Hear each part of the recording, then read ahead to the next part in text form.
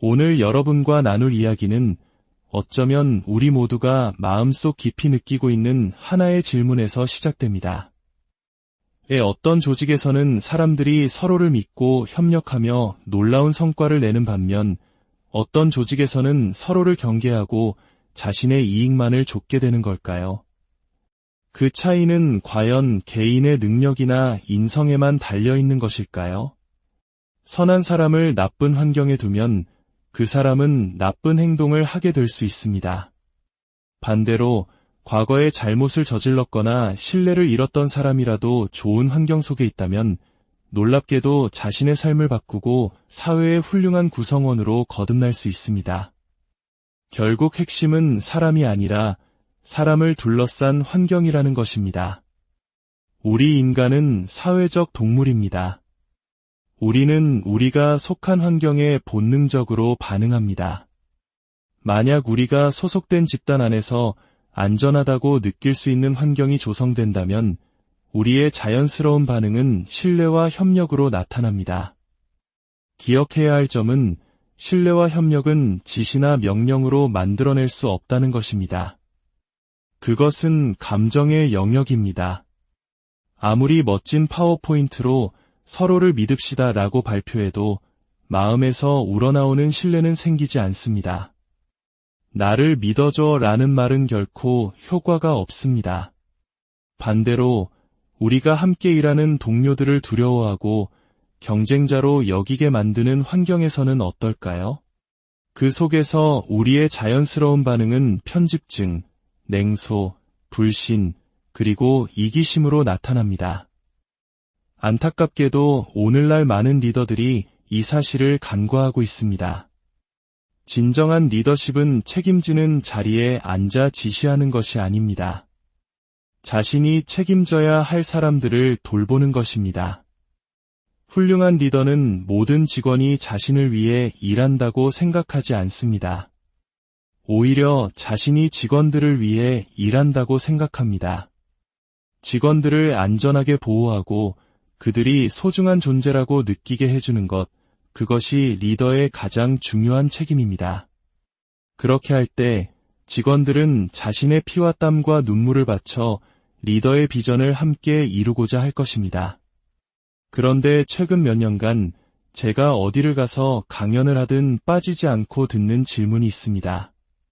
바로 MZ세대에 대한 질문입니다. 1980년대 초반에서 2000년대 초반에 태어난 이 세대는 기성세대의 눈에는 다루기 힘들고 자기중심적이며 인내심이 부족한 존재로 비치곤 합니다. 그래서 많은 리더들이 그들에게 묻습니다. 대체 원하는 게 뭡니까? 그러면 그들은 이렇게 대답합니다. 우리는 목적이 있는 곳에서 일하고 싶어요. 세상에 긍정적인 영향을 미치고 싶습니다. 그리고 자유로운 분위기와 맛있는 간식도 있으면 좋겠어요. 리더들은 그들의 요구에 맞춰 사무실에 멋진 슬로건을 걸고 최고급 원두커피와 빈백 소파를 들여놓습니다. 하지만 이상하게도 그들은 여전히 만족하지 못하는 것처럼 보입니다. 무언가 중요한 조각이 빠져있기 때문입니다. 저는 이 현상을 4가지 핵심적인 요인으로 분석합니다. 바로 양육, 기술, 조급함, 그리고 환경입니다. 첫 번째는 양육입니다. 이 세대는 그들의 잘못이 아님에도 불구하고 실패한 양육 전략의 희생자인 경우가 많습니다. 그들은 어릴 때부터 항상 너는 특별하다는 말을 듣고 자랐습니다. 단지 원한다는 이유만으로 세상 모든 것을 가질 수 있다고 배웠습니다. 어떤 아이들은 실력이 아니라 부모의 항해 덕분에 우등반에 들어갔고 어떤 아이들은 노력의 대가가 아니라 부모와 씨름하기 싫었던 선생님 덕분에 좋은 성적을 받았습니다. 꼴찌를 해도 참가상을 받으며 노력해서 메달을 딴 아이들의 성취를 무색하게 만들었습니다. 이런 경험 속에서 자라난 아이들이 학교를 졸업하고 냉혹한 현실 세계에 발을 내딛는 순간 모든 것이 산산조각납니다. 자신이 결코 특별하지 않다는 사실, 엄마가 대신 승진을 시켜줄 수 없다는 사실, 그리고 꼴찌에게는 아무것도 주어지지 않는다는 사실을 깨닫게 됩니다. 한순간에 그들이 믿어왔던 자아상이 무너져 내리는 것입니다. 그 결과 이전 세대보다 훨씬 낮은 자존감을 가진 세대가 성장하게 되었습니다. 두 번째 요인은 기술입니다. 페이스북과 인스타그램의 시대에 우리는 모든 것을 필터 뒤에 숨기는 데 익숙해졌습니다. 마음속으로는 깊은 우울감에 시달리면서도 겉으로는 누구보다 행복하고 완벽한 삶을 사는 것처럼 자신을 포장합니다. 모두가 강한 척, 모든 것을 다 아는 척하지만 실제로는 그렇지 않은 경우가 대부분입니다. 여기에 더해 우리가 스마트폰을 만지고 SNS에 접속할 때 뇌에서는 도파민이라는 화학물질이 분비됩니다. 이것은 우리가 담배를 피우거나 술을 마시거나 도박을 할 때 느끼는 쾌감과 정확히 동일한 물질입니다.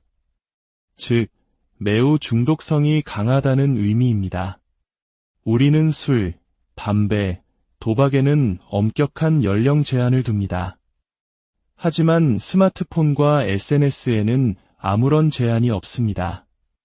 이는 마치 청소년기의 자녀에게 술이 가득 찬 장식장을 열어주며 살기 힘들면 이걸로 스트레스를 풀렴이라고 말하는 것과 같습니다.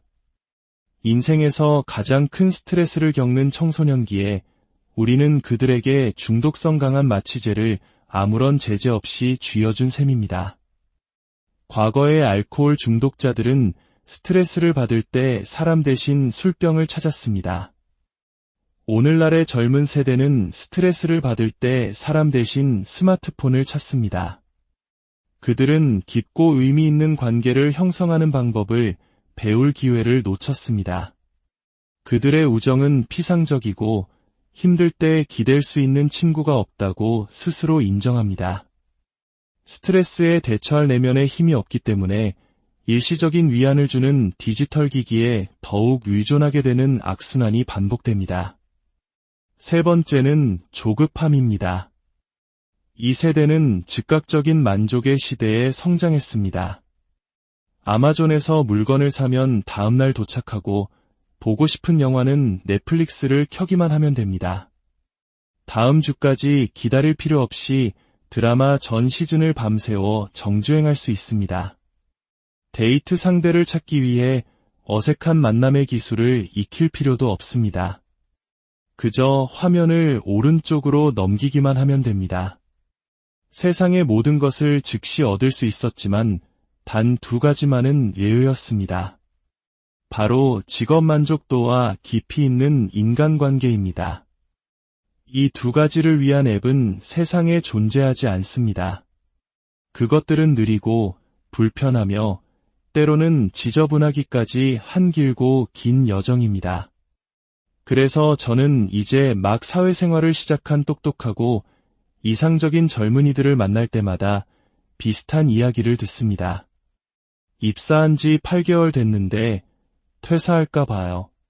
제가 여기서 아무런 영향력도 미치지 못한 것 같아요.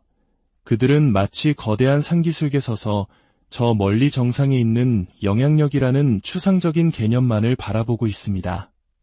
하지만 그들이 보지 못하는 것은 정상까지 오르기 위해 거쳐야만 하는 험난한 산 그 자체입니다. 사랑, 성취감, 기쁨, 자신감과 같은 인생의 정말 중요한 가치들은 모두 시간을 필요로 한다는 사실을 우리는 그들에게 가르쳐 주어야 합니다. 그리고 마지막 네 번째 요인은 이 모든 것을 아우르는 환경입니다. 낮은 자존감과 미숙한 관계 형성 능력, 그리고 조급함을 안고 있는 이 젊은 세대를 우리는 어떤 환경으로 밀어넣고 있습니까?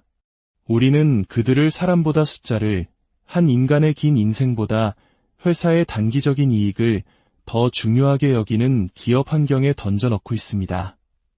그들의 자신감을 키워주지도, 협력하는 기술을 가르쳐주지도, 디지털 세상과 현실 사이에서 균형을 잡는 법을 알려주지도 못하는 환경 말입니다. 그리고 최악은 이 모든 문제가 자신의 탓이라고 자책하게 만든다는 점입니다. 하지만 저는 그들에게 말해주고 싶습니다. 당신들 잘못이 아니라고. 이것은 리더십의 부재가 낳은 문제입니다. 이제 우리 사회와 기업에게는 이 부족한 부분을 채워줄 책임이 있습니다. 이 멋진 젊은이들이 자신감을 되찾고 인내심을 배우고 진정한 사회적 기술을 익힐 수 있도록 돕는 것은 이제 우리 모두의 과제입니다. 그 시작은 아주 작은 것에서부터 비롯될 수 있습니다. 예를 들어 회의실에서는 스마트폰을 사용하지 못하게 하는 것입니다. 회의가 시작되기를 기다리는 어색한 시간 동안 우리는 스마트폰 화면 대신 옆자리 동료의 얼굴을 보게 될 것입니다. 아버님 편찮으시다는 얘기 들었는데 좀 어떠세요? 지난번 보고서 때문에 고생했다면서요. 제가 도울 일 없을까요? 바로 이런 사소하고 무의미해 보이는 대화 속에서 관계가 형성되고 신뢰가 싹틉니다. 신뢰는 하루아침에 혹은 특별한 이벤트로 만들어지는 것이 아닙니다. 이렇듯 꾸준하고 일관된 작은 순간들이 모여 만들어지는 것입니다. 친구들과 저녁 식사를 할 때 스마트폰을 집에 두고 나가보는 것은 어떨까요? 유혹의 대상을 아예 없애버리는 것입니다. 알코올 중독자가 집에서 술을 치우는 것과 같은 이치입니다. 스마트폰이 없다면 우리는 잠시 멈춰서서 세상을 둘러볼 여유를 갖게 됩니다. 그리고 바로 그 멍하니 있는 순간에 창의적인 아이디어가 떠오릅니다. 우리 인간의 몸은 본래 서로를 돌보도록 설계되었습니다. 누군가에게 아무런 대가 없이 친절을 베풀거나 받을 때 우리 몸에서는 옥시토신이라는 호르몬이 분비됩니다. 이 호르몬은 사랑, 신뢰, 유대감과 같은 감정을 느끼게 합니다. 심지어 누군가가 친절을 베푸는 모습을 목격하는 것만으로도 옥시토신이 분비됩니다. 이것이 바로 선한 영향력의 생물학적 원리입니다. 우리 몸은 우리가 서로를 돌보도록 필사적으로 노력하고 있습니다. 우리가 해야 할 일은 그저 이 자연스러운 본성이 마음껏 발현될 수 있는 환경을 만들어주는 것뿐입니다. 오늘 이야기가 여러분의 마음에 작은 울림을 주었다면 구독과 좋아요를 통해 저희의 여정에 동참해 주십시오. 여러분의 작은 행동 하나하나가 저희가 더 깊이 있고 의미 있는 이야기를 만드는 데 큰 힘이 됩니다. 이 영상을 여러분의 동료 혹은 여러분이 속한 조직의 리더와 공유하며 우리 주변을 조금 더 따뜻하고 신뢰가 넘치는 공간으로 만들어가는 대화를 시작해보는 것은 어떨까요? 우리 모두에게는 누군가의 잠재력을 발견해주고 스스로를 믿게 만들어줄 단 한 사람이 필요합니다. 오늘 당신이 바로 그 한 사람이 되어주시길 바랍니다. 오늘 여러분과 나눌 이야기는 어쩌면 우리 모두가 마음속 깊이 느끼고 있는 하나의 질문에서 시작됩니다. 어떤 조직에서는 사람들이 서로를 믿고 협력하며 놀라운 성과를 내는 반면 어떤 조직에서는 서로를 경계하고 자신의 이익만을 좇게 되는 걸까요? 그 차이는 과연 개인의 능력이나 인성에만 달려있는 것일까요? 선한 사람을 나쁜 환경에 두면 그 사람은 나쁜 행동을 하게 될 수 있습니다. 반대로 과거에 잘못을 저질렀거나 신뢰를 잃었던 사람이라도 좋은 환경 속에 있다면 놀랍게도 자신의 삶을 바꾸고 사회의 훌륭한 구성원으로 거듭날 수 있습니다. 결국 핵심은 사람이 아니라 사람을 둘러싼 환경이라는 것입니다. 우리 인간은 사회적 동물입니다. 우리는 우리가 속한 환경에 본능적으로 반응합니다. 만약 우리가 소속된 집단 안에서 안전하다고 느낄 수 있는 환경이 조성된다면 우리의 자연스러운 반응은 신뢰와 협력으로 나타납니다. 기억해야 할 점은 신뢰와 협력은 지시나 명령으로 만들어낼 수 없다는 것입니다. 그것은 감정의 영역입니다. 아무리 멋진 파워포인트로 서로를 믿읍시다 라고 발표해도 마음에서 우러나오는 신뢰는 생기지 않습니다. 나를 믿어줘 라는 말은 결코 효과가 없습니다. 반대로 우리가 함께 일하는 동료들을 두려워하고 경쟁자로 여기게 만드는 환경에서는 어떨까요? 그 속에서 우리의 자연스러운 반응은 편집증, 냉소, 불신, 그리고 이기심으로 나타납니다. 안타깝게도 오늘날 많은 리더들이 이 사실을 간과하고 있습니다. 진정한 리더십은 책임지는 자리에 앉아 지시하는 것이 아닙니다. 자신이 책임져야 할 사람들을 돌보는 것입니다. 훌륭한 리더는 모든 직원이 자신을 위해 일한다고 생각하지 않습니다. 오히려 자신이 직원들을 위해 일한다고 생각합니다. 직원들을 안전하게 보호하고 그들이 소중한 존재라고 느끼게 해주는 것, 그것이 리더의 가장 중요한 책임입니다. 그렇게 할 때 직원들은 자신의 피와 땀과 눈물을 바쳐 리더의 비전을 함께 이루고자 할 것입니다. 그런데 최근 몇 년간 제가 어디를 가서 강연을 하든 빠지지 않고 듣는 질문이 있습니다. 바로 MZ세대에 대한 질문입니다. 1980년대 초반에서 2000년대 초반에 태어난 이 세대는 기성세대의 눈에는 다루기 힘들고 자기중심적이며 인내심이 부족한 존재로 비치곤 합니다. 그래서 많은 리더들이 그들에게 묻습니다. 대체 원하는 게 뭡니까? 그러면 그들은 이렇게 대답합니다. 우리는 목적이 있는 곳에서 일하고 싶어요. 세상에 긍정적인 영향을 미치고 싶습니다. 그리고 자유로운 분위기와 맛있는 간식도 있으면 좋겠어요. 리더들은 그들의 요구에 맞춰 사무실에 멋진 슬로건을 걸고 최고급 원두커피와 빈백 소파를 들여놓습니다. 하지만 이상하게도 그들은 여전히 만족하지 못하는 것처럼 보입니다. 무언가 중요한 조각이 빠져있기 때문입니다. 저는 이 현상을 4가지 핵심적인 요인으로 분석합니다. 바로 양육, 기술, 조급함, 그리고 환경입니다. 첫 번째는 양육입니다. 이 세대는 그들의 잘못이 아님에도 불구하고 실패한 양육 전략의 희생자인 경우가 많습니다. 그들은 어릴 때부터 항상 너는 특별하다는 말을 듣고 자랐습니다. 단지 원한다는 이유만으로 세상 모든 것을 가질 수 있다고 배웠습니다. 어떤 아이들은 실력이 아니라 부모의 항해 덕분에 우등반에 들어갔고, 어떤 아이들은 노력의 대가가 아니라 부모와 씨름하기 싫었던 선생님 덕분에 좋은 성적을 받았습니다. 꼴찌를 해도 참가상을 받으며 노력해서 메달을 딴 아이들의 성취를 무색하게 만들었습니다. 이런 경험 속에서 자라난 아이들이 학교를 졸업하고 냉혹한 현실 세계에 발을 내딛는 순간 모든 것이 산산조각납니다. 자신이 결코 특별하지 않다는 사실, 엄마가 대신 승진을 시켜줄 수 없다는 사실, 그리고 꼴찌에게는 아무것도 주어지지 않는다는 사실을 깨닫게 됩니다.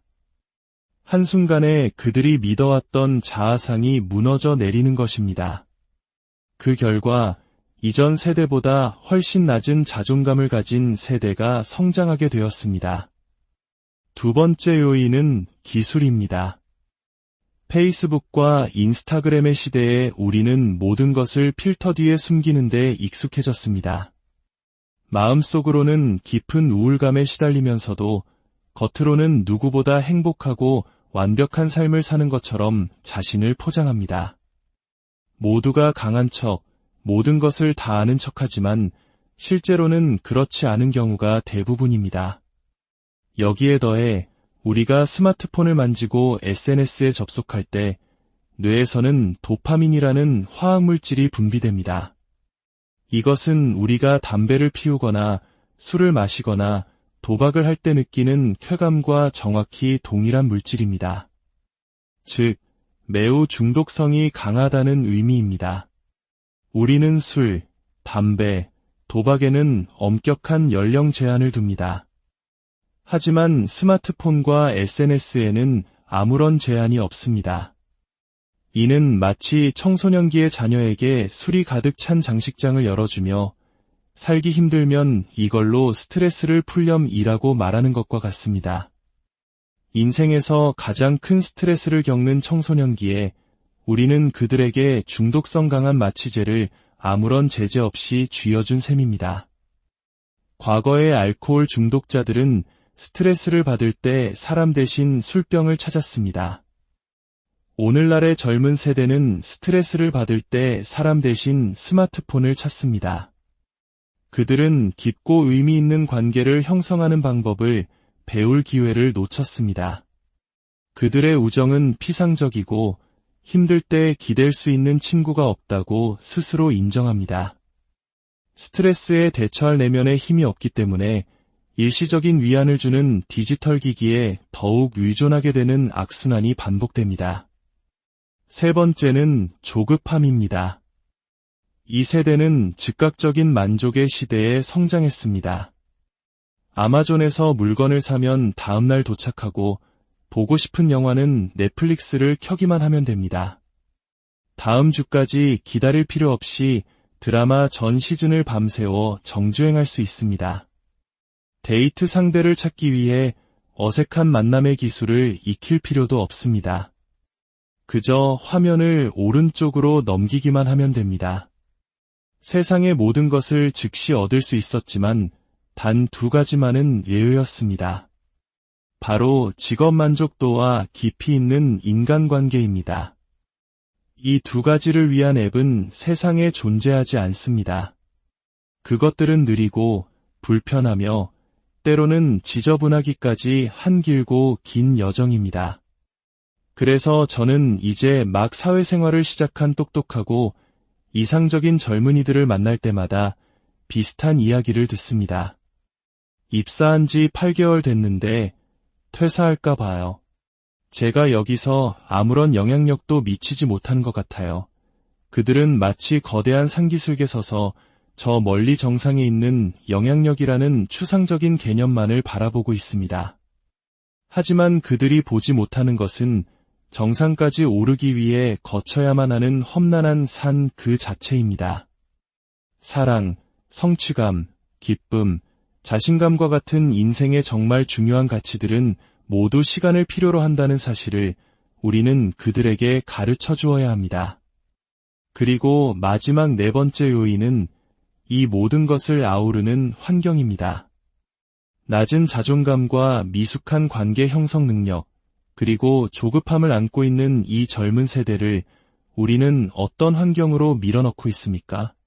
우리는 그들을 사람보다 숫자를, 한 인간의 긴 인생보다 회사의 단기적인 이익을 더 중요하게 여기는 기업 환경에 던져넣고 있습니다. 그들의 자신감을 키워주지도, 협력하는 기술을 가르쳐주지도, 디지털 세상과 현실 사이에서 균형을 잡는 법을 알려주지도 못하는 환경 말입니다.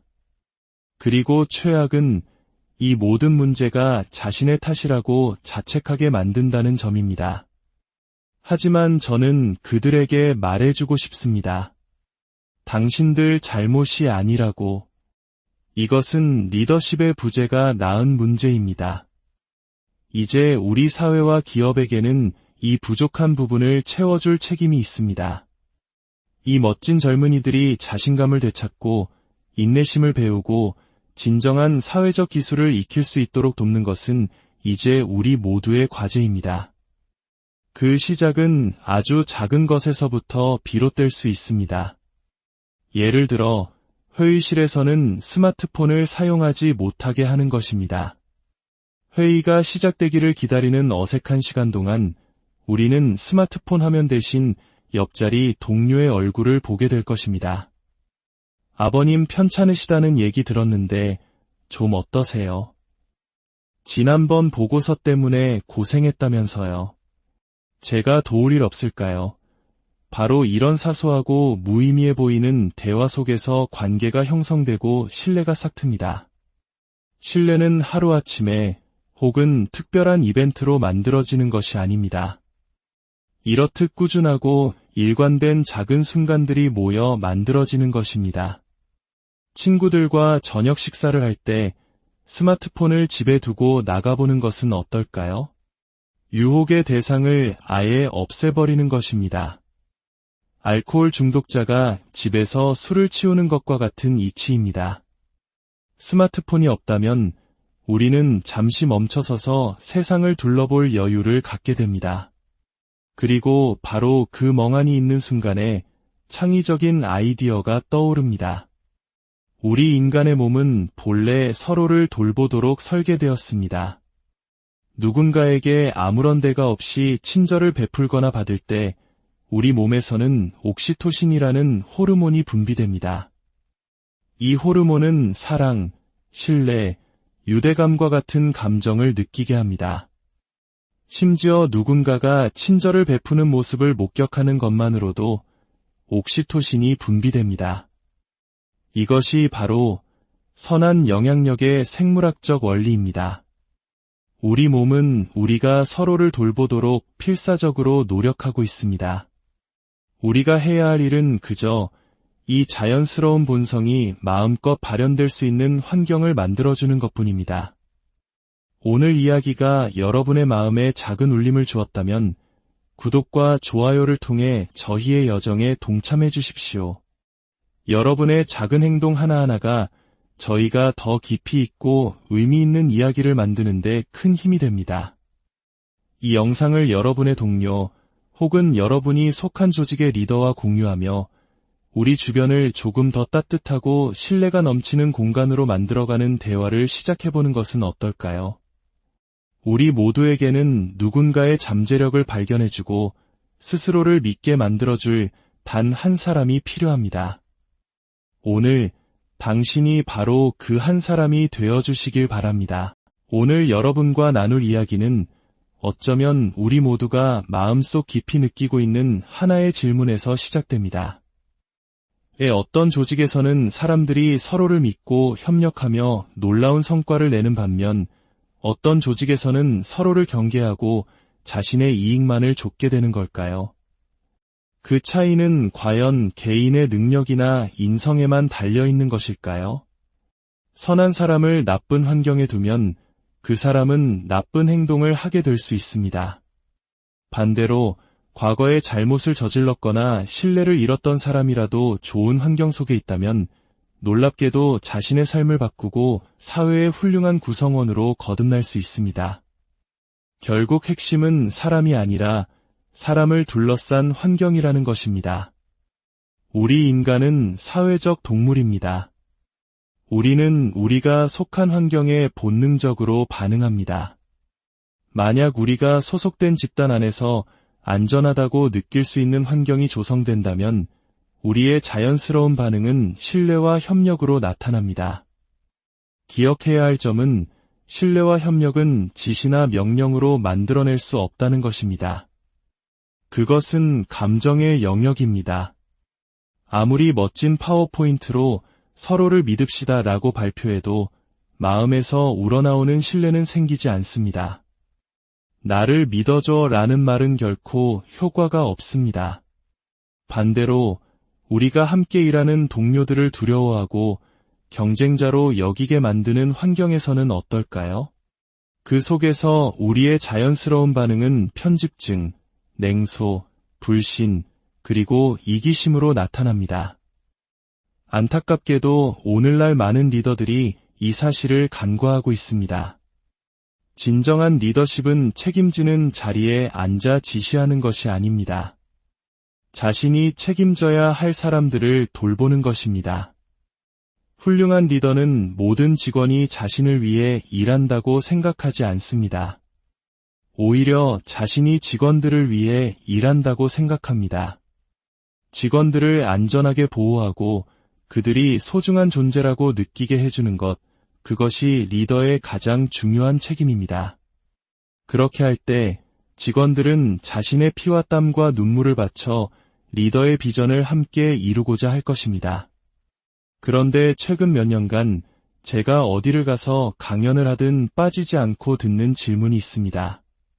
바로 MZ세대에 대한 질문입니다. 1980년대 초반에서 2000년대 초반에 태어난 이 세대는 기성세대의 눈에는 다루기 힘들고 자기중심적이며 인내심이 부족한 존재로 비치곤 합니다. 그래서 많은 리더들이 그들에게 묻습니다. 대체 원하는 게 뭡니까? 그러면 그들은 이렇게 대답합니다. 우리는 목적이 있는 곳에서 일하고 싶어요. 세상에 긍정적인 영향을 미치고 싶습니다. 그리고 자유로운 분위기와 맛있는 간식도 있으면 좋겠어요. 리더들은 그들의 요구에 맞춰 사무실에 멋진 슬로건을 걸고 최고급 원두커피와 빈백 소파를 들여놓습니다. 하지만 이상하게도 그들은 여전히 만족하지 못하는 것처럼 보입니다. 무언가 중요한 조각이 빠져있기 때문입니다. 저는 이 현상을 4가지 핵심적인 요인으로 분석합니다. 바로 양육, 기술, 조급함, 그리고 환경입니다. 첫 번째는 양육입니다. 이 세대는 그들의 잘못이 아님에도 불구하고 실패한 양육 전략의 희생자인 경우가 많습니다. 그들은 어릴 때부터 항상 너는 특별하다는 말을 듣고 자랐습니다. 단지 원한다는 이유만으로 세상 모든 것을 가질 수 있다고 배웠습니다. 어떤 아이들은 실력이 아니라 부모의 항해 덕분에 5등반에 들어갔고, 어떤 아이들은 노력의 대가가 아니라 부모와 씨름하기 싫었던 선생님 덕분에 좋은 성적을 받았습니다. 꼴찌를 해도 참가상을 받으며 노력해서 메달을 딴 아이들의 성취를 무색하게 만들었습니다. 이런 경험 속에서 자라난 아이들이 학교를 졸업하고 냉혹한 현실 세계에 발을 내딛는 순간 모든 것이 산산조각납니다. 자신이 결코 특별하지 않다는 사실, 엄마가 대신 승진을 시켜줄 수 없다는 사실, 그리고 꼴찌에게는 아무것도 주어지지 않는다는 사실을 깨닫게 됩니다. 한순간에 그들이 믿어왔던 자아상이 무너져 내리는 것입니다. 그 결과 이전 세대보다 훨씬 낮은 자존감을 가진 세대가 성장하게 되었습니다. 두 번째 요인은 기술입니다. 페이스북과 인스타그램의 시대에 우리는 모든 것을 필터 뒤에 숨기는 데 익숙해졌습니다. 마음속으로는 깊은 우울감에 시달리면서도 겉으로는 누구보다 행복하고 완벽한 삶을 사는 것처럼 자신을 포장합니다. 모두가 강한 척, 모든 것을 다 아는 척하지만 실제로는 그렇지 않은 경우가 대부분입니다. 여기에 더해 우리가 스마트폰을 만지고 SNS에 접속할 때 뇌에서는 도파민이라는 화학물질이 분비됩니다. 이것은 우리가 담배를 피우거나 술을 마시거나 도박을 할 때 느끼는 쾌감과 정확히 동일한 물질입니다. 즉, 매우 중독성이 강하다는 의미입니다. 우리는 술, 담배, 도박에는 엄격한 연령 제한을 둡니다. 하지만 스마트폰과 SNS에는 아무런 제한이 없습니다. 이는 마치 청소년기의 자녀에게 술이 가득 찬 장식장을 열어주며 살기 힘들면 이걸로 스트레스를 풀렴이라고 말하는 것과 같습니다. 인생에서 가장 큰 스트레스를 겪는 청소년기에 우리는 그들에게 중독성 강한 마취제를 아무런 제재 없이 쥐어준 셈입니다. 과거의 알코올 중독자들은 스트레스를 받을 때 사람 대신 술병을 찾았습니다. 오늘날의 젊은 세대는 스트레스를 받을 때 사람 대신 스마트폰을 찾습니다. 그들은 깊고 의미 있는 관계를 형성하는 방법을 배울 기회를 놓쳤습니다. 그들의 우정은 피상적이고 힘들 때 기댈 수 있는 친구가 없다고 스스로 인정합니다. 스트레스에 대처할 내면에 힘이 없기 때문에 일시적인 위안을 주는 디지털 기기에 더욱 의존하게 되는 악순환이 반복됩니다. 세 번째는 조급함입니다. 이 세대는 즉각적인 만족의 시대에 성장했습니다. 아마존에서 물건을 사면 다음날 도착하고 보고 싶은 영화는 넷플릭스를 켜기만 하면 됩니다. 다음 주까지 기다릴 필요 없이 드라마 전 시즌을 밤새워 정주행할 수 있습니다. 데이트 상대를 찾기 위해 어색한 만남의 기술을 익힐 필요도 없습니다. 그저 화면을 오른쪽으로 넘기기만 하면 됩니다. 세상의 모든 것을 즉시 얻을 수 있었지만 단 2가지만은 예외였습니다. 바로 직업 만족도와 깊이 있는 인간관계입니다. 이 2가지를 위한 앱은 세상에 존재하지 않습니다. 그것들은 느리고 불편하며 때로는 지저분하기까지 한 길고 긴 여정입니다. 그래서 저는 이제 막 사회생활을 시작한 똑똑하고 이상적인 젊은이들을 만날 때마다 비슷한 이야기를 듣습니다. 입사한 지 8개월 됐는데 퇴사할까 봐요. 제가 여기서 아무런 영향력도 미치지 못한 것 같아요. 그들은 마치 거대한 산기슭에 서서 저 멀리 정상에 있는 영향력이라는 추상적인 개념만을 바라보고 있습니다. 하지만 그들이 보지 못하는 것은 정상까지 오르기 위해 거쳐야만 하는 험난한 산 그 자체입니다. 사랑, 성취감, 기쁨, 자신감과 같은 인생의 정말 중요한 가치들은 모두 시간을 필요로 한다는 사실을 우리는 그들에게 가르쳐 주어야 합니다. 그리고 마지막 4번째 요인은 이 모든 것을 아우르는 환경입니다. 낮은 자존감과 미숙한 관계 형성 능력, 그리고 조급함을 안고 있는 이 젊은 세대를 우리는 어떤 환경으로 밀어넣고 있습니까? 우리는 그들을 사람보다 숫자를, 한 인간의 긴 인생보다 회사의 단기적인 이익을 더 중요하게 여기는 기업 환경에 던져넣고 있습니다. 그들의 자신감을 키워주지도, 협력하는 기술을 가르쳐주지도, 디지털 세상과 현실 사이에서 균형을 잡는 법을 알려주지도 못하는 환경 말입니다. 그리고 최악은 이 모든 문제가 자신의 탓이라고 자책하게 만든다는 점입니다. 하지만 저는 그들에게 말해주고 싶습니다. 당신들 잘못이 아니라고. 이것은 리더십의 부재가 낳은 문제입니다.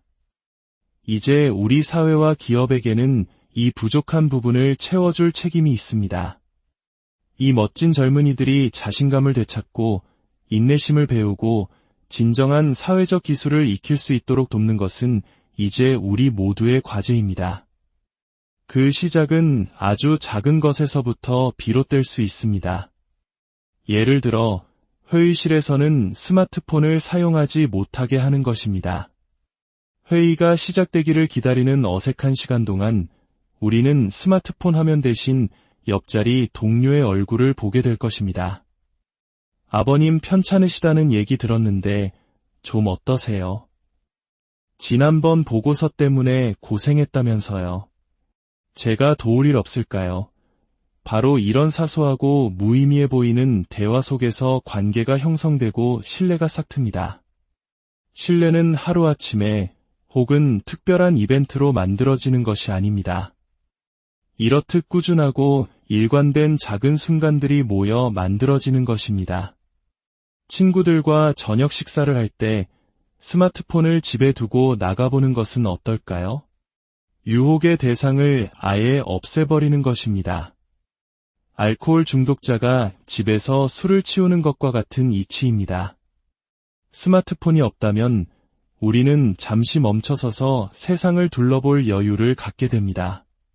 그리고 바로 그 멍하니 있는 순간에 창의적인 아이디어가 떠오릅니다.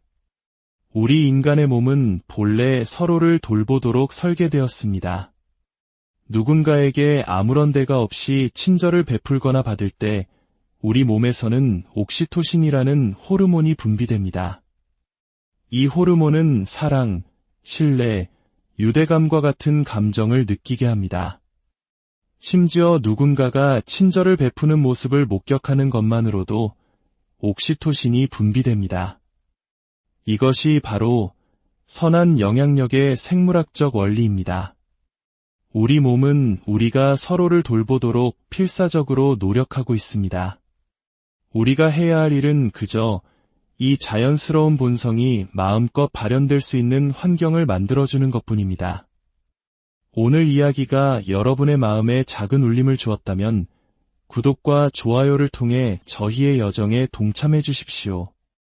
여러분의 작은 행동 하나하나가 저희가 더 깊이 있고 의미 있는 이야기를 만드는 데 큰 힘이 됩니다. 이 영상을 여러분의 동료 혹은 여러분이 속한 조직의 리더와 공유하며 우리 주변을 조금 더 따뜻하고 신뢰가 넘치는 공간으로 만들어가는 대화를 시작해보는 것은 어떨까요? 우리 모두에게는 누군가의 잠재력을 발견해주고 스스로를 믿게 만들어줄 단 한 사람이 필요합니다. 오늘 당신이 바로 그 한 사람이 되어주시길 바랍니다. 오늘 여러분과 나눌 이야기는 어쩌면 우리 모두가 마음속 깊이 느끼고 있는 하나의 질문에서 시작됩니다. 어떤 조직에서는 사람들이 서로를 믿고 협력하며 놀라운 성과를 내는 반면 어떤 조직에서는 서로를 경계하고 자신의 이익만을 좇게 되는 걸까요? 그 차이는 과연 개인의 능력이나 인성에만 달려있는 것일까요? 선한 사람을 나쁜 환경에 두면 그 사람은 나쁜 행동을 하게 될 수 있습니다. 반대로 과거에 잘못을 저질렀거나 신뢰를 잃었던 사람이라도 좋은 환경 속에 있다면 놀랍게도 자신의 삶을 바꾸고 사회의 훌륭한 구성원으로 거듭날 수 있습니다. 결국 핵심은 사람이 아니라 사람을 둘러싼 환경이라는 것입니다. 우리 인간은 사회적 동물입니다. 우리는 우리가 속한 환경에 본능적으로 반응합니다.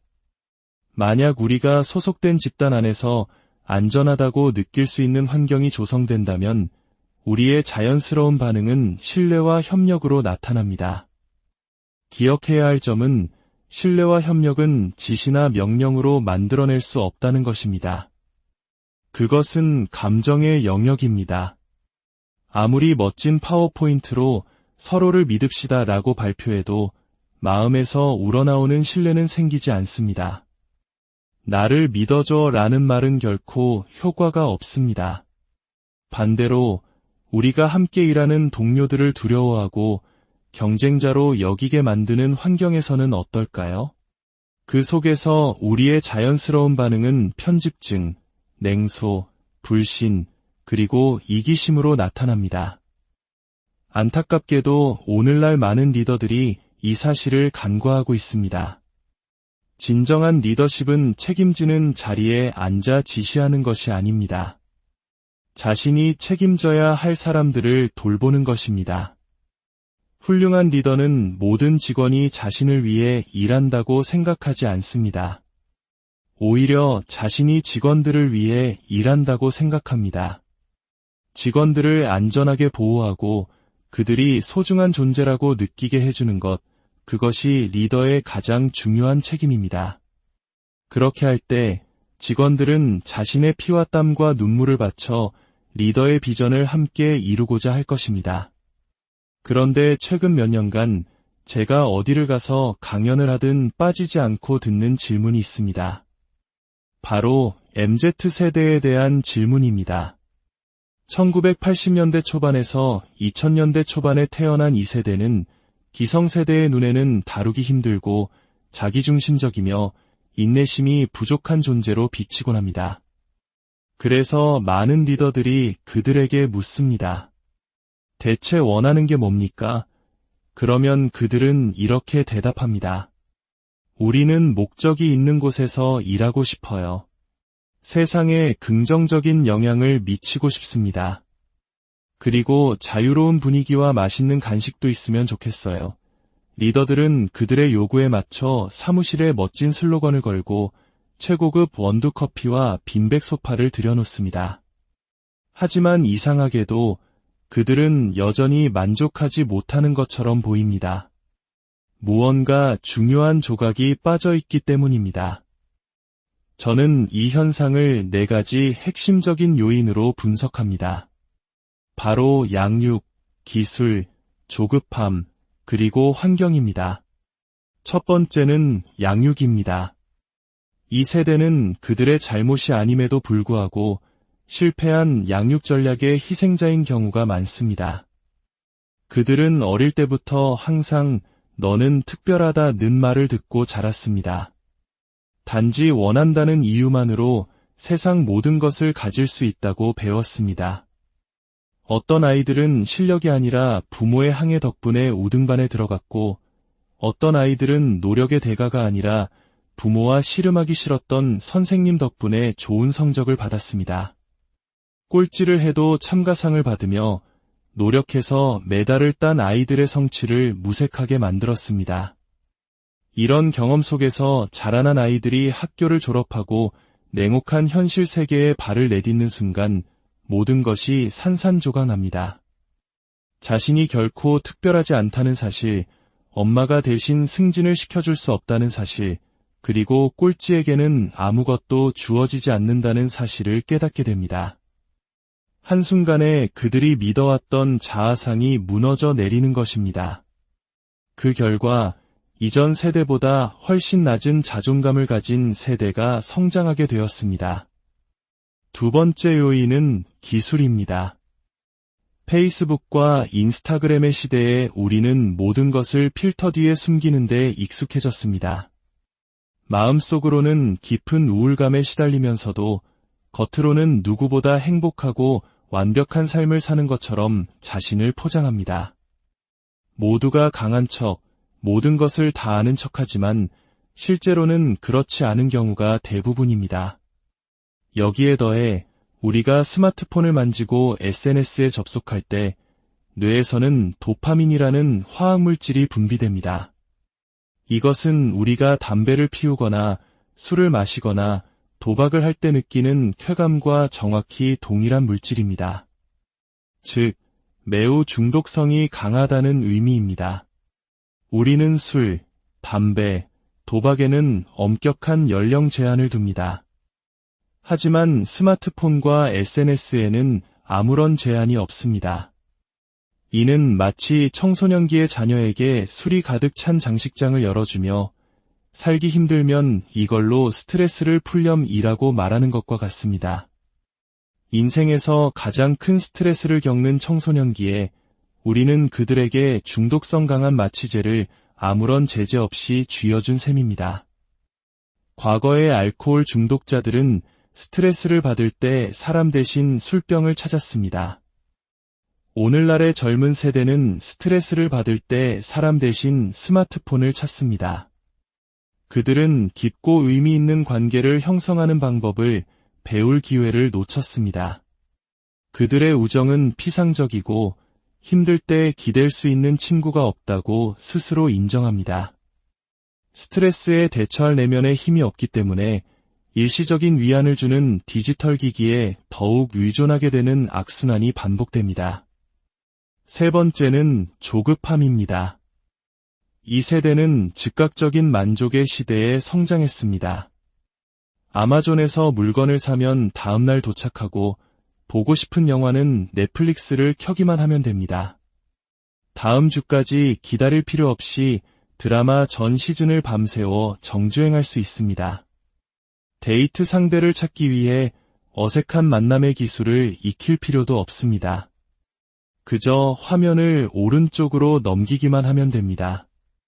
세상의 모든 것을 즉시 얻을 수 있었지만 단 2가지만은 예외였습니다. 바로 직업 만족도와 깊이 있는 인간관계입니다. 이 2가지를 위한 앱은 세상에 존재하지 않습니다. 그것들은 느리고 불편하며 때로는 지저분하기까지 한 길고 긴 여정입니다. 그래서 저는 이제 막 사회생활을 시작한 똑똑하고 이상적인 젊은이들을 만날 때마다 비슷한 이야기를 듣습니다. 입사한 지 8개월 됐는데 퇴사할까 봐요. 제가 여기서 아무런 영향력도 미치지 못하는 것 같아요. 그들은 마치 거대한 산기슭에 서서 저 멀리 정상에 있는 영향력이라는 추상적인 개념만을 바라보고 있습니다. 하지만 그들이 보지 못하는 것은 정상까지 오르기 위해 거쳐야만 하는 험난한 산 그 자체입니다. 사랑, 성취감, 기쁨, 자신감과 같은 인생의 정말 중요한 가치들은 모두 시간을 필요로 한다는 사실을 우리는 그들에게 가르쳐 주어야 합니다. 그리고 마지막 4번째 요인은 이 모든 것을 아우르는 환경입니다. 낮은 자존감과 미숙한 관계 형성 능력, 그리고 조급함을 안고 있는 이 젊은 세대를 우리는 어떤 환경으로 밀어넣고 있습니까? 우리는 그들을 사람보다 숫자를, 한 인간의 긴 인생보다 회사의 단기적인 이익을 더 중요하게 여기는 기업 환경에 던져넣고 있습니다. 그들의 자신감을 키워주지도, 협력하는 기술을 가르쳐주지도, 디지털 세상과 현실 사이에서 균형을 잡는 법을 알려주지도 못하는 환경 말입니다. 그리고 최악은 이 모든 문제가 자신의 탓이라고 자책하게 만든다는 점입니다. 하지만 저는 그들에게 말해주고 싶습니다. 당신들 잘못이 아니라고. 이것은 리더십의 부재가 낳은 문제입니다. 이제 우리 사회와 기업에게는 이 부족한 부분을 채워줄 책임이 있습니다. 이 멋진 젊은이들이 자신감을 되찾고 인내심을 배우고 진정한 사회적 기술을 익힐 수 있도록 돕는 것은 이제 우리 모두의 과제입니다. 그 시작은 아주 작은 것에서부터 비롯될 수 있습니다. 예를 들어 회의실에서는 스마트폰을 사용하지 못하게 하는 것입니다. 회의가 시작되기를 기다리는 어색한 시간 동안 우리는 스마트폰 화면 대신 옆자리 동료의 얼굴을 보게 될 것입니다. 아버님 편찮으시다는 얘기 들었는데 좀 어떠세요? 지난번 보고서 때문에 고생했다면서요. 제가 도울 일 없을까요? 바로 이런 사소하고 무의미해 보이는 대화 속에서 관계가 형성되고 신뢰가 싹틉니다. 신뢰는 하루아침에 혹은 특별한 이벤트로 만들어지는 것이 아닙니다. 이렇듯 꾸준하고 일관된 작은 순간들이 모여 만들어지는 것입니다. 친구들과 저녁 식사를 할 때 스마트폰을 집에 두고 나가보는 것은 어떨까요? 유혹의 대상을 아예 없애버리는 것입니다. 알코올 중독자가 집에서 술을 치우는 것과 같은 이치입니다. 스마트폰이 없다면 우리는 잠시 멈춰서서 세상을 둘러볼 여유를 갖게 됩니다. 그리고 바로 그 멍하니 있는 순간에 창의적인 아이디어가 떠오릅니다. 우리 인간의 몸은 본래 서로를 돌보도록 설계되었습니다. 누군가에게 아무런 대가 없이 친절을 베풀거나 받을 때 우리 몸에서는 옥시토신이라는 호르몬이 분비됩니다. 이 호르몬은 사랑, 신뢰, 유대감과 같은 감정을 느끼게 합니다. 심지어 누군가가 친절을 베푸는 모습을 목격하는 것만으로도 옥시토신이 분비됩니다. 이것이 바로 선한 영향력의 생물학적 원리입니다.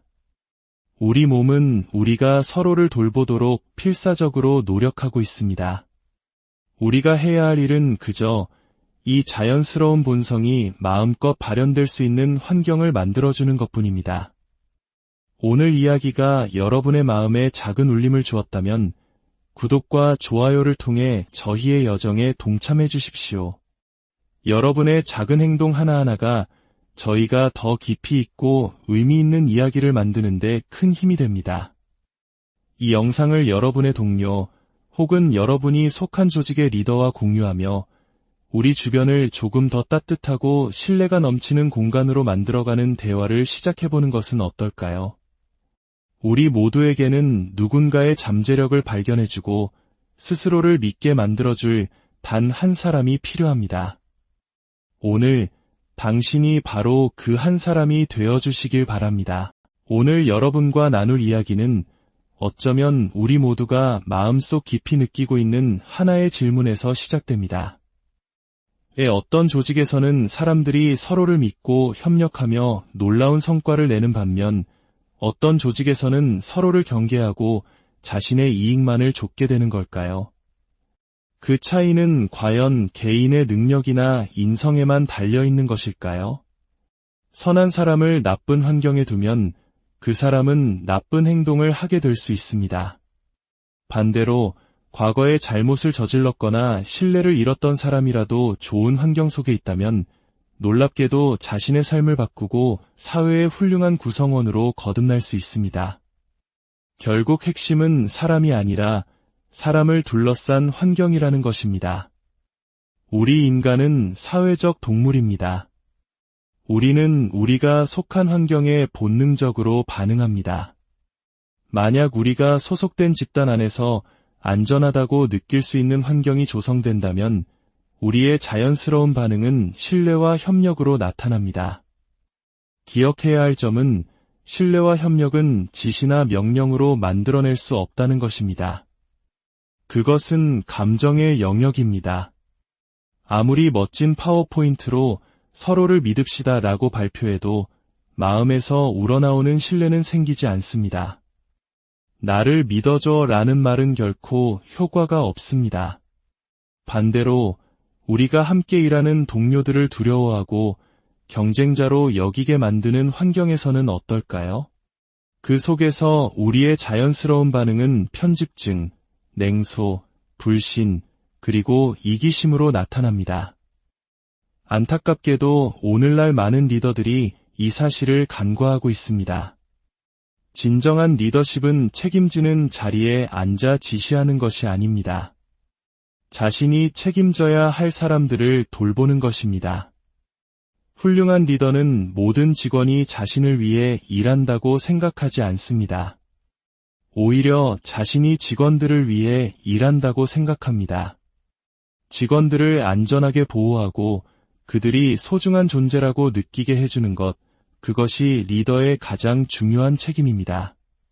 그렇게 할 때 직원들은 자신의 피와 땀과 눈물을 바쳐 리더의 비전을 함께 이루고자 할 것입니다. 그런데 최근 몇 년간 제가 어디를 가서 강연을 하든 빠지지 않고 듣는 질문이 있습니다. 바로 MZ세대에 대한 질문입니다.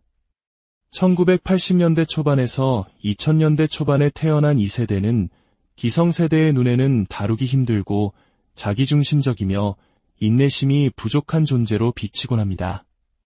그래서 많은 리더들이 그들에게 묻습니다. 대체 원하는 게 뭡니까? 그러면 그들은 이렇게 대답합니다. 우리는 목적이 있는 곳에서 일하고 싶어요. 세상에 긍정적인 영향을 미치고 싶습니다. 그리고 자유로운 분위기와 맛있는 간식도 있으면 좋겠어요.